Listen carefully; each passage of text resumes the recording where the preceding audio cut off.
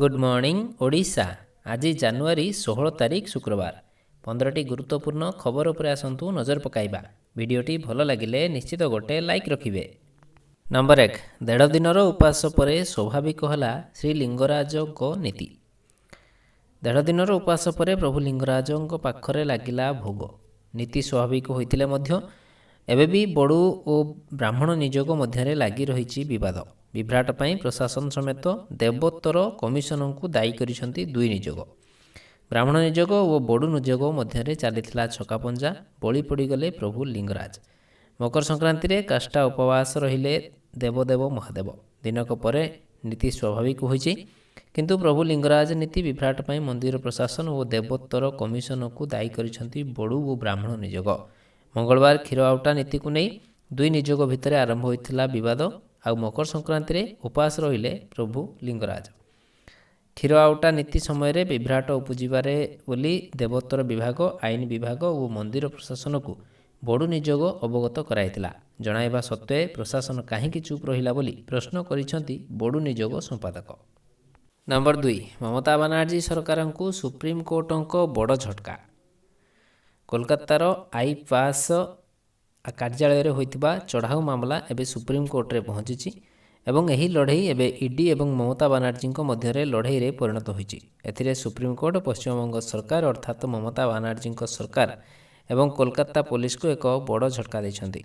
राजनैतिक परामर्शदाता आईपीएससी कार्यालय एवं एहार निर्देशक प्रतीकी जैन परिसर में चढ़ाऊ सहित जड़ित प्रवर्तन निर्देशालय अधिकारी विरुद्ध में रुजु होइतिबा एफआईआर को सुप्रीम कोर्ट परवर्ती शुणाणी पर्यंत स्थगित रखिछन्ति।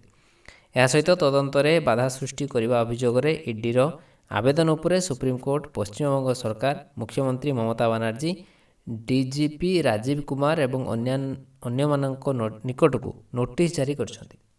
नंबर 3 ईरान रे हिंसात्मक आंदोलन, सरकारी दमन रे मृत्यु संख्या 3500 रु अधिक। ईरान रे चलथिबा हिंसात्मक आंदोलन एबे अति जटिल राजनैतिक और मानवाधिकार संकटर रूप नेछि। सरकारी दमन रे मृत्यु संख्या 3500 रु अधिक होइथा बेले ईरान उपरे अंतर्जातीय चाप बढ़िछि। अमेरिका राष्ट्रपति डोनाल्ड ट्रंपक कड़ा चेतावनी परे ईरान फांसी और हिंसा रोकवाक संकेत देइथिया बेले अन्य पक्षरे समग्र ईरान रो व्यवस्था उपरे पूर्ण नियंत्रण रहिथिबा दाबी करिछि। विपक्षकारी उपरे द्रुत विचार करी तत्काल मृत्युदंड पई ईरान प्रधान विचारपति गतकाली देइथिबा प्रस्ताव एक रणनीति चाल बोली संदेह सृष्टि होइछि। एबे गृहयुद्ध भली परिस्थिति ईरान रो इस्लामिक रिपब्लिक स्थिरता को दोहलाई देइथिया बेले मध्यप्राच्य रे एक नुआ संकटर आशंका बढ़ाइछि। नंबर 4 अमेरिका सहित उत्तेजना मध्य वायुसीमा बंद कला ईरान।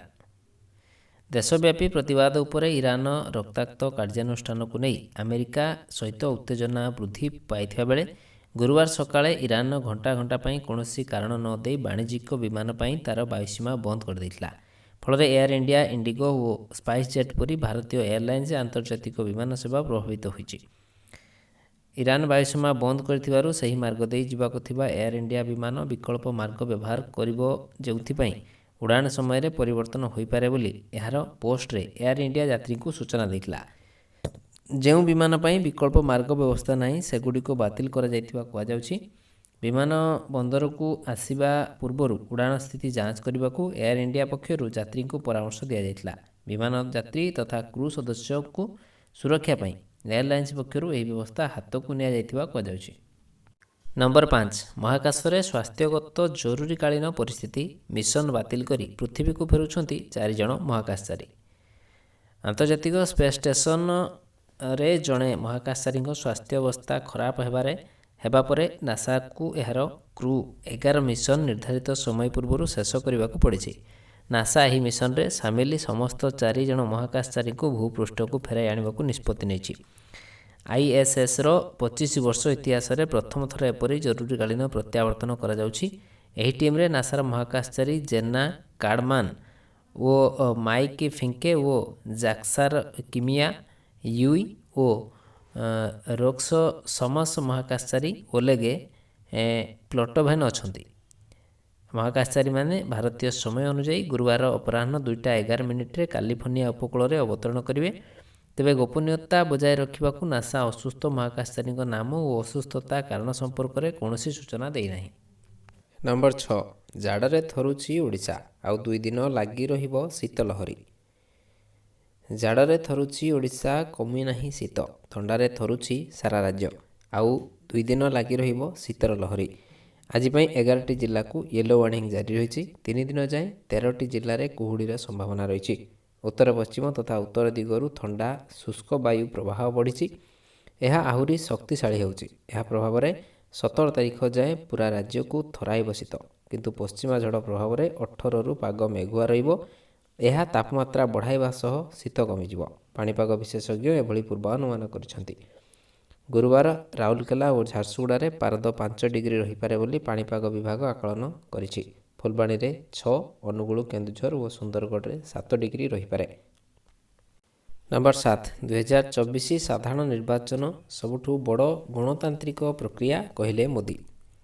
ପ୍ରଧାନମନ୍ତ୍ରୀ ନରେନ୍ଦ୍ର ମୋଦି ଗୁରୁବାର ସଂସଦ ଭବନ ସେଣ୍ଟ୍ରାଲ ହଲ୍ରେ ରାଜ୍ୟଗୋଷ୍ଠୀ ଦେଶମାନଙ୍କ ବାଚସ୍ପତି ଓ ଅଧ୍ୟକ୍ଷ ସମ୍ମିଳନୀକୁ ଉଦ୍ଘାଟନ କରିଛନ୍ତି। ମୋଦି ସମ୍ମିଳନୀକୁ ସମ୍ବୋଧିତ କରି କହିଥିଲେ, ଭାରତ ଗଣତନ୍ତ୍ରର ଜନନୀ ଭାବେ ପରିଚିତ। ଗଣତାନ୍ତ୍ରିକ ଅନୁଷ୍ଠାନ ଓ ପ୍ରକ୍ରିୟା ସ୍ଥଗିତା ଗତିପଥା ପରିମାଣ ପ୍ରଦାନ କରିପାରିବ।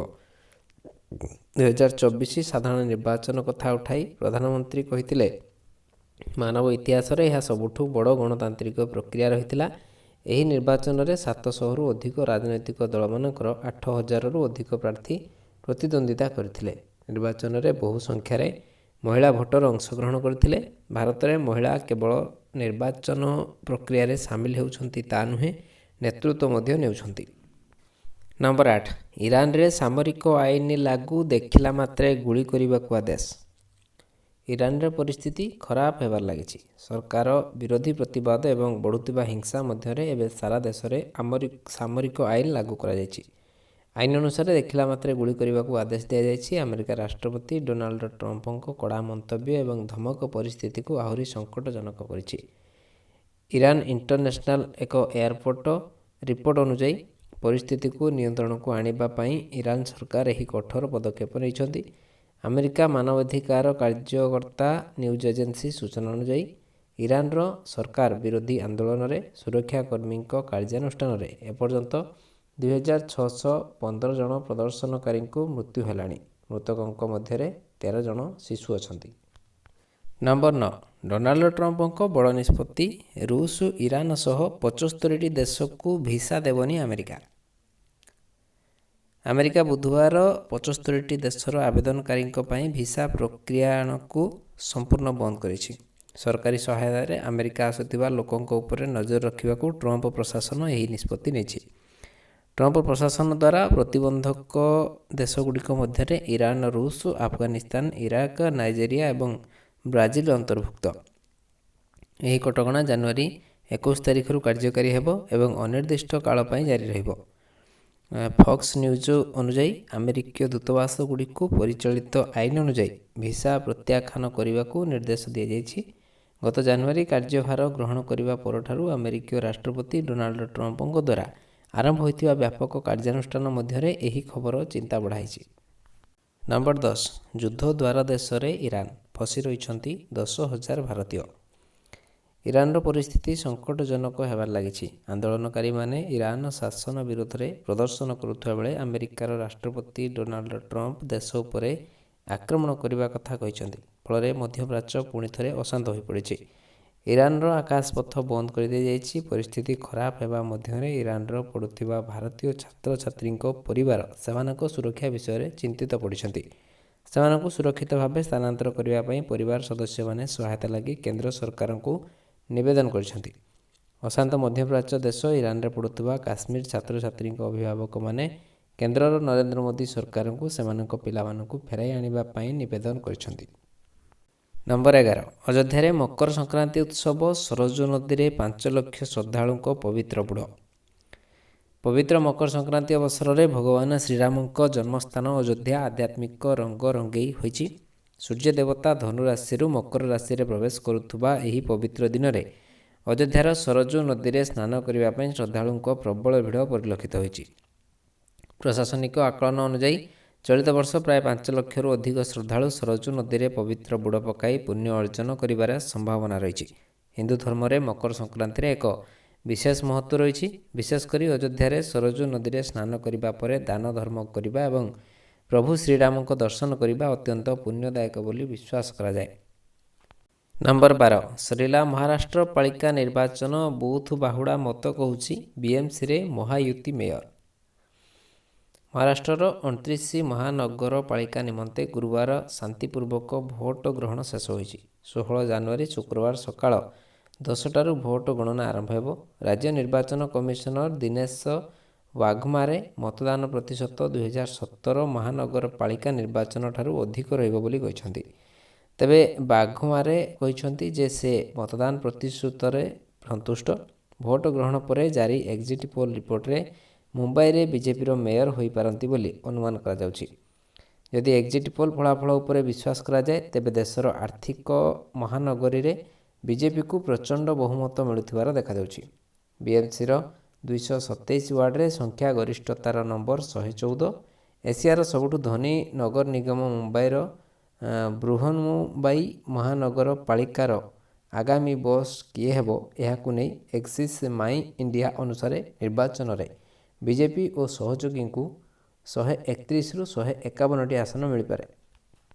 ନମ୍ବର 13 ଦିଲ୍ଲୀରୁ 190 ଯାତ୍ରୀଙ୍କୁ ନେଇ ଯାଉଥିବା ବିମାନ ଏପିୟୁରେ ନିଆଁ ଲାଗିଲା, ଅଳ୍ପକେ ବର୍ତ୍ତିଲେ ଯାତ୍ରୀ। ଦିଲ୍ଲୀରେ 24 ଘଣ୍ଟା ମଧ୍ୟରେ ଏୟାର ଇଣ୍ଡିଆ ଏୟାରଲାଇନ୍ସର 2ଟି ବିମାନ ଯାତ୍ରୀ ଅଳ୍ପକେ ବର୍ତ୍ତି ଯାଇଛନ୍ତି। ବୁଧବାର ରାତିରେ ଗୋଟିଏ ବିମାନରେ ଏପିୟୁରେ ନିଆଁ ଲାଗିଯିବାରୁ ଏହାକୁ ତରବରିଆ ଭାବେ ଇନ୍ଦିରା ଗାନ୍ଧୀ ଆନ୍ତର୍ଜାତିକ ବିମାନବନ୍ଦରରେ ଅବତରଣ କରାଯାଇଥିଲା। ଗୁରୁବାର ଅନ୍ୟ ଏକ ବିମାନର ଇଞ୍ଜିନ୍ ଏକ କଣ୍ଟେନର ଫସିଯିବାରୁ ଏହା କ୍ଷତିଗ୍ରସ୍ତ ହୋଇଥିଲା। ସିଙ୍ଗାପୁର ଯାଉଥିବା ଏୟାର ଇଣ୍ଡିଆର ଏକ ବିମାନ ଯାନ୍ତ୍ରିକ ତ୍ରୁଟି ଯୋଗୁଁ ବୁଧବାର ବିଳମ୍ବିତ ରାତିରେ ଦିଲ୍ଲୀ ଫେରିଆସିଥିଲା। ବିମାନରେ ପାଖାପାଖି 190 ଯାତ୍ରୀ ଥିଲେ। ଡ୍ରିମ୍ ଲାଇନ୍ର ବିମାନରେ ଏପିୟୁରେ ନିଆଁ ଲାଗିଯାଇଥିବା ଆଲର୍ଟ ଆସିବା ପରେ ବିମାନଟି ପାଖାପାଖି 1 ଘଣ୍ଟା ଧରି ଆକାଶରେ ରହିବା ପରେ ଦିଲ୍ଲୀ ଫେରିଥିଲା। ଯାତ୍ରୀଙ୍କୁ ଅନ୍ୟ ଏକ ବିମାନର ସିଙ୍ଗାପୁର ପଠାଯାଇଥିଲା। 14 ତାରିଖ ରାତିରେ ଘଟିଥିବା ଏହି ଘଟଣା ସମ୍ପର୍କରେ ଏୟାର ଇଣ୍ଡିଆ ପକ୍ଷରୁ ସୂଚନା ଦିଆଯାଇଛି। ନମ୍ବର 14 ବିପଦରେ ବିରାଟ କୋହଲିଙ୍କ ନମ୍ବର 1 ଆସନ। ଆନ୍ତର୍ଜାତୀୟ କ୍ରିକେଟ ପରିଷଦ ପକ୍ଷରୁ ଭାରତୀୟ ବ୍ୟାଟ୍ସମ୍ୟାନ୍ ବିରାଟ କୋହଲିଙ୍କୁ ନମ୍ବର 1 ମାନ୍ୟତା ପ୍ରଦାନ କରିଛି। ଦୀର୍ଘ 4 ବର୍ଷ ପରେ ବିରାଟ ଏହି ନମ୍ବର 1 ସ୍ଥାନ ଫେରି ପାଇଛନ୍ତି। ବୁଧବାର ପ୍ରକାଶିତ ସଦ୍ୟତମ ମାନ୍ୟତା ତାଲିକାରେ ବିରାଟ 785 ଅଙ୍କ ସହ ନମ୍ବର 1 ସ୍ଥାନରେ ଅଛନ୍ତି। ଏହାପରେ ଭାରତୀୟ କ୍ରିକେଟ ପ୍ରେମୀ ଓ ବିରାଟଙ୍କ ପ୍ରଶଂସକ ମଧ୍ୟରେ ଖୁସିର ଲହରୀ ଖେଳିଯାଇଥିଲା। କିନ୍ତୁ ଏହି ଖୁସି ଅଧିକ ଦିନ ନ ରହିବା ପରି ଲାଗୁଛି। ତାଙ୍କର ଏହି ନମ୍ବର 1 ଆସନ ଏବେ ବିପଦରେ। ଏହି ବିପଦର କାରଣ ହେଉଛନ୍ତି ନ୍ୟୁଜିଲାଣ୍ଡର ତାରକା ବ୍ୟାଟ୍ସମ୍ୟାନ୍ ଡାରିଲ୍ ମିଚେଲ୍। ସେ ଏବେ ଯେପରି ଖେଳୁଛନ୍ତି ଲାଗୁଛି ସେ ଖୁବ୍ ଶୀଘ୍ର ବିରାଟଙ୍କୁ ଟପି ନମ୍ବର 1 ଆସନ ଅକ୍ତିଆର କରିବେ। ନମ୍ବର 15 ବାଣିଜ୍ୟ ସଚିବଙ୍କ ସୂଚନା। ଜାନୁଆରୀ 26 ପୂର୍ବରୁ ୟୁରୋପୀୟ ସଂଘ ସହ ବାଣିଜ୍ୟ ଚୁକ୍ତି। ୟୁରୋପୀୟ ସଂଘ ସହ ବାଣିଜ୍ୟ ରାଜିନାମା ଶୀଘ୍ର ସ୍ୱାକ୍ଷର ହେବ। ଜାନୁଆରୀ 26 ପୂର୍ବରୁ ଆଲୋଚନା ଶେଷ ହେବା ନେଇ ଆଶା ରହିଛି ବୋଲି ବାଣିଜ୍ୟ ସଚିବ ରାଜେଶ ଅଗ୍ରୱାଲ କହିଛନ୍ତି। ସେ କହିଛନ୍ତି ଉଭୟ ପକ୍ଷ ବାଣିଜ୍ୟ ରାଜିନାମାକୁ ଚୂଡ଼ାନ୍ତ ହେବାର ଅତି ନିକଟରେ ପହଞ୍ଚିଛି। ଉଭୟ ପକ୍ଷର ନେତୃବୃନ୍ଦ ନୂଆଦିଲ୍ଲୀରେ ପରସ୍ପରକୁ ଭେଟିବା ପୂର୍ବରୁ ଆଲୋଚନା ଶେଷ ହୋଇପାରିବ କି ନାହିଁ ତାହା ଉପରେ ନଜର ରହିଛି। ଜାନୁଆରୀ 26ରେ ସାଧାରଣତନ୍ତ୍ର ଦିବସରେ ୟୁରୋପୀୟ ସଂଘର ନେତୃତ୍ୱବୃନ୍ଦ ଯୋଗ ଦେବେ। ଏହାପରେ 27 ତାରିଖରେ ଭାରତ EU ସମ୍ମିଳନୀ ହେବ। ବାସ୍ ଆଜି ପାଇଁ ଏଠି ହେଉଛି। ପୁଣି ନେଇ ଆସିବି ଲାଟେଷ୍ଟ ଅପଡେଟ୍। ସେ ପର୍ଯ୍ୟନ୍ତ ବିଦାୟ ନେଉଛି।